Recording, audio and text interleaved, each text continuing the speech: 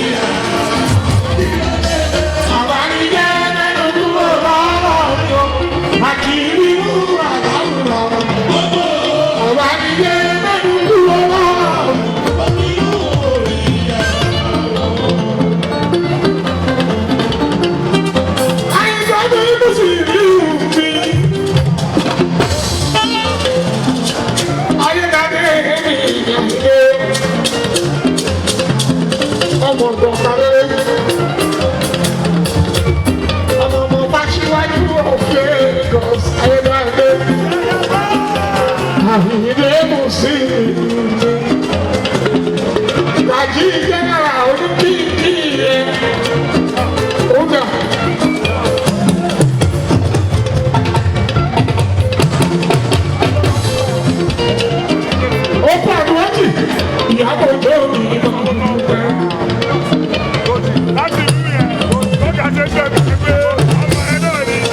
gbogbo ṣòlì parapọ̀ Iyabo Ojo mi gbogbo Lagos State Iyabo Ojo mi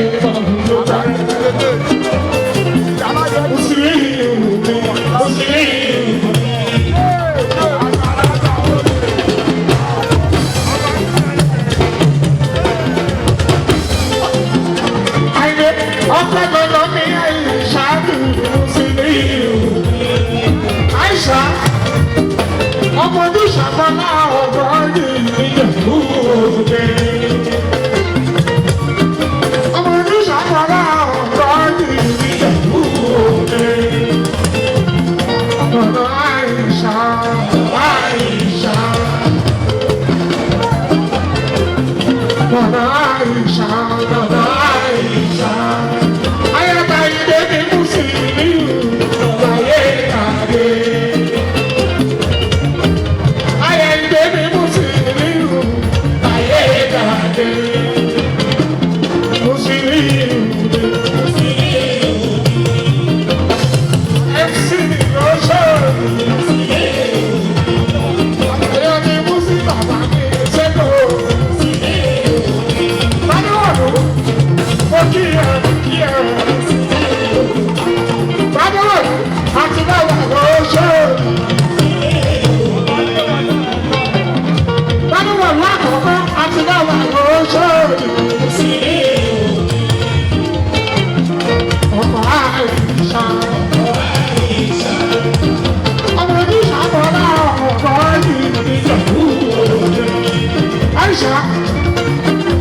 Ọmọdé ṣàtọ́lá ọ̀gá yìí níjẹ̀bú òde.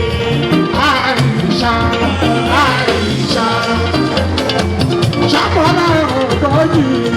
Àìṣà ṣàtọ́lá ọ̀gá yìí. Àìṣà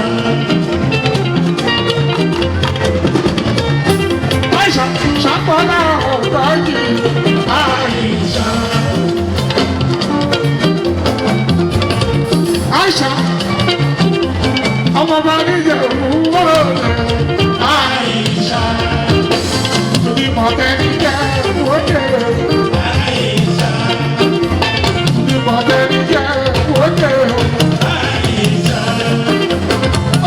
ṣàkólá ọ̀gbọ́ yìí àìsà. Ayáta ìdébí kù sí ìlú àyàgbàdé. Ọmọ nìyẹn ayé. Ọmọ nìyẹn ayé. Ọmọ nìyẹn ayé. Ọmọ òjàre tó ní ìgbà àìsà. Ọmọ òjàre ọba níjẹ̀bú òye. Ọmọ mi ní ṣàkólá ọ̀gbọ́dì. Ṣàkólá ọ̀gbọ́dì. Àìsà èkó mi kò sí ìgbà. Kò sí kábẹ́nu ẹ̀rù. Ọmọ òjàre tó ní ìgbà. Ọmọ níjẹ̀bú òye. Ayaba ìdè nínú sí ìlú ayé ìgbà. Ó bá délé, báńkì pápẹ́ ìyá àbàlọ̀. Nítorí ọmọ náà bíbí, ó bá mi kí ìyá pátápátá. Nọ́mbà wọ́n, wọ́n nígbà tó kó bá bá mi kí. Wọ́n bá bá mi kì í bí ẹni lórí ẹ̀yin mẹ́tẹ̀ẹ̀ta ẹ̀yin bá mi lójú. Ayé ìdàgbé ènìyàn nínú àìsà àìsà. Ṣàkólá ọ̀gbọ́dì. Ọmọ ní Fádébò lórí ìlànà ìlọ. Àìsà. Ọmọ ní Fádébò lórí ìlànà ìlọ. Please subscribe to Face TV Africa and turn the notification on. Face TV Africa, ẹ jọ̀ọ́ ẹ subscribe hete. Face TV was Swoby.